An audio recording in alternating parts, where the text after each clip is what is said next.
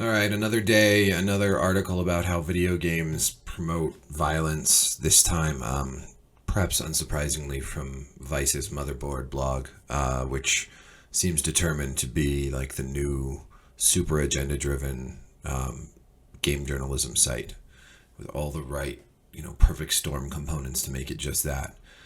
This one from Theodora Stoica, I hope I'm pronouncing that right, who dredges up some studies from just one side of the argument, generally misrepresents some of the arguments, and goes on to write things like a plethora of studies now associate playing such games, with greater tolerance of violence, reduced empathy, aggression, and sexual objectification. Good grief.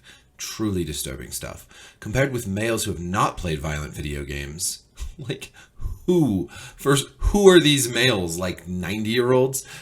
Males who do play them are 67% more likely to engage in nonviolent deviant behavior, 63% more likely to commit a violent crime or crime related to violence, like its second cousin, and 81% more likely to have engaged in substance use. And this is all just presented as straight up fact. It's What is she linking to here? Just one study which I haven't read, and honestly, the reason I don't feel the need to read all these studies that these tired old arguments written by these unimaginative writers keep coming out with, I don't read them because there's conflicting data. Like, no matter how much you look into this issue, there's going to be studies that show that video games can increase aggression. There's going to be studies that show that they increase empathy. There's going to be studies that show just about anything you'd like. And to present it as though this is fact is irresponsible and childish. Males who play video games are 67% more likely to engage in deviant behavior. I mean, what is deviant behavior? And why are people even using words like deviant behavior? Isn't that what we used to describe as like homosexuality was deviant behavior? I mean, that's just a phrase that rankles with me. Why are males who play video games 63% more likely to commit a violent crime? Even assuming that that's true, which frankly, I don't assume that's true, but let's assume it's true. Why would that be? Maybe because the demographic of video game players is the same demographic of people who are committing violent crimes. I mean, generally speaking, there's a demographic where that is more likely, and it's generally young men that commit violent crimes, and generally young men who play video games. So it's not even an interesting revelation. This whole article is just another purely agenda-driven article of nonsense. I mean, this line, in 2016, technology and media have turned genocide viral. The video game Mortal Kombat X features spines being snapped, heads crushed, and players being diced into cubes.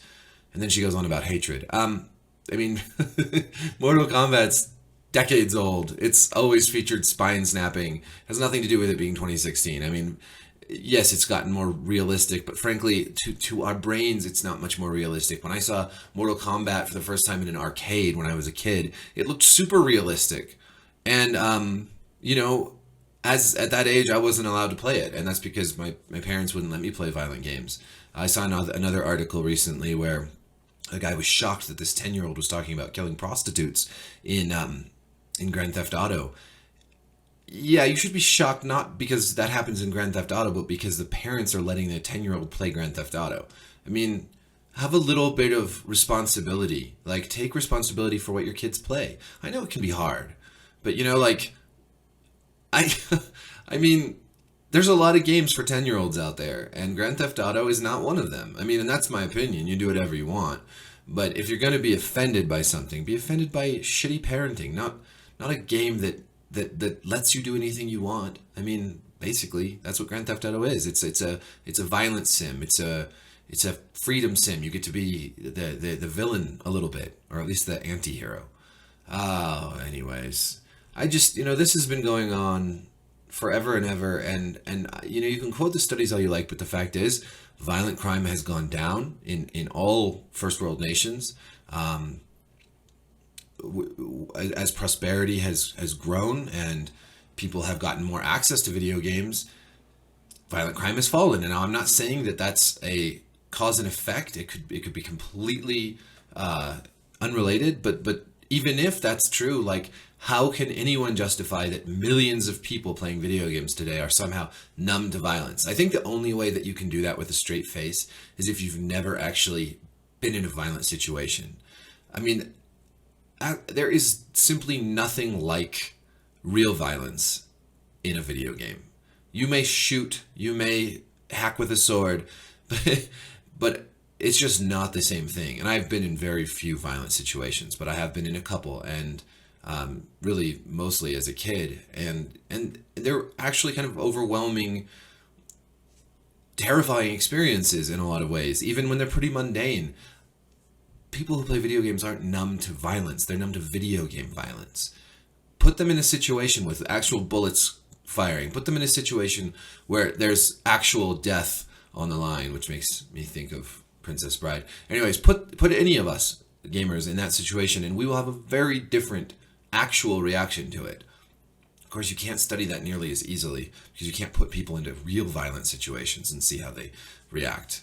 You have to look at people who have been in those situations, and that muddies the water because those are generally like domestic abuse or wartime studies. But anyways, that's all I have to say. It's just a bunch of malarkey. Once again, a bunch of nonsense about video game violence, written from a pedestal, talking down to people who enjoy things like first-person shooters, action RPGs. You know, it's condescending, it's unimaginative, and it's boring. Stop it. Try harder.